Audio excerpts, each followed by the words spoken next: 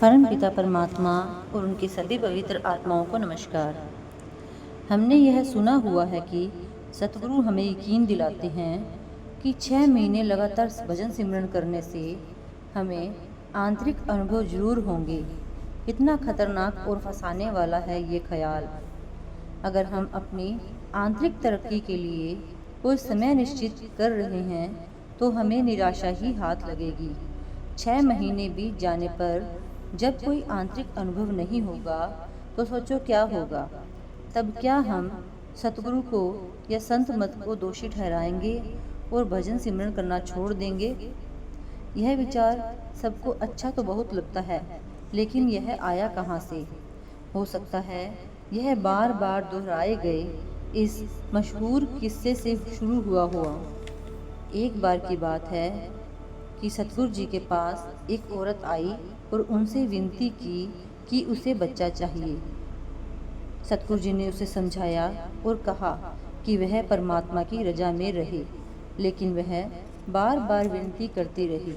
आखिर उन्होंने उससे कहा कि पहले वह 6 महीने भजन सिमरन करे और उसके बाद उनके पास आए। जब वह 6 महीने बाद वापस आई तो उसने सतगुरु जी से कहा कि अब उसे बच्चा नहीं चाहिए। भजन सिमरन से उसे जो आनंद मिल रहा था उससे वह बहुत खुश थी। बच्चे के लिए उसकी जो प्रबल इच्छा थी वह मिट गई। यह इच्छा इतनी प्रबल थी कि वह सतगुरु के पास विनती करने आ पहुंची कि वह उसके कर्मों में दखल दें और उसे बच्चे का आशीर्वाद दें। शायद भजन सिमरन के अभ्यास से उसे अंतर में शांति मिली हो सकता है कि उसकी सोच में बदलाव आ गया हो और उसे लग रहा हो कि बच्चा पाने की इच्छा उसके मन की शांति भंग कर रही है और उसे बेकार में दुख दे रही है। यह भी हो सकता है कि 6 महीने भजन सिमरन करने से उसके अंतर में संतोष और ठहराव आ गया, जिससे वह अपने भाग्य से खुश हो गई हो। ऐसा भाग्य जिसमें शायद संतान का सुख नहीं था। हमें यह सोचकर अच्छा लगता है कि उस औरत को आंतरिक अनुभव हुए होंगे। हम शायद यह कल्पना करने लगते हैं कि उसे बड़े सुंदर नज़ारे दिखाई दिए होंगे और ऊंचे रूहानी मंडलों की अद्भुत यात्रा को सौभाग्य मिला होगा। असल में हमें आंतरिक अनुभव का कोई अंदाज़ा नहीं है। जो बात हम निश्चित रूप से जानते हैं वह यह है कि उस औरत का नज़रिया बदल गया था। वह अपने आप में रूहानी तरक्की की निशानी है, लेकिन इस तरह की रूहानी तरक्की को महत्व न देते हुए हम अनदेखा कर देते हैं। 6 महीने भजन सिमरन करने से आंतरिक अनुभव होता है। हो सकता है कि यह विचार सतगुरु द्वारा किसी सवाल के जवाब से या फिर उनके द्वारा दिए किसी सत्संगी के पत्र के जवाब से पैदा हुआ हो। हमें यह याद रखना चाहिए कि हम में से हर एक का अलग अलग माहौल है और हमारा कर्मों का बोझ भी एक दूसरे से अलग है। जीवन के प्रति हमारा नज़रिया भी अलग अलग है। हम सतगुरु द्वारा दी गई हिदायतों का पालन करने के लिए अलग अलग साधन अपनाते हैं। इसलिए सतगुरु के जवाब भी हर सत्संगी के लिए उसकी ज़रूरत के मुताबिक ही होते हैं।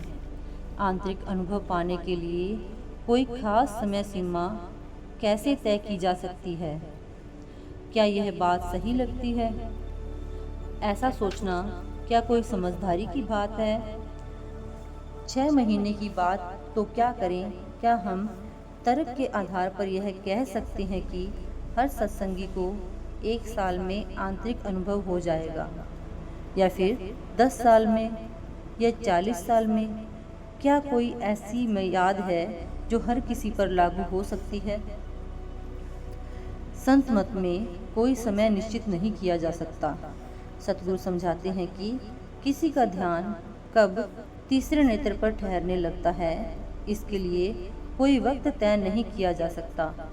यह उसकी तड़प, उसके विश्वास, लगन और पिछले कर्मों पर निर्भर है। सत्संगी की सूरत कब सिमटेगी यानी किस वक्त तीसरे तिल पर पहुँचेगी, इसके लिए किसी भी रूहानी मार्ग में कोई मियाद मुकर्रर नहीं की गई है। सभी सतगुरुओं ने इस बात पर जोर दिया है कि बिना कोई आशा रखे भजन सिमरन करना चाहिए। बिना कोई आशा रखे भजन सिमरन के लिए बैठने से हमारा मन रूहानी अभ्यास के लिए सही ढंग से तैयार हो जाता है, और जब हम नतीजों की परवाह किए बिना भजन सिमरन करते हैं तभी हमारा ध्यान सिमट पाता है। हम शांत भाव से बैठ सकते हैं। Thank you.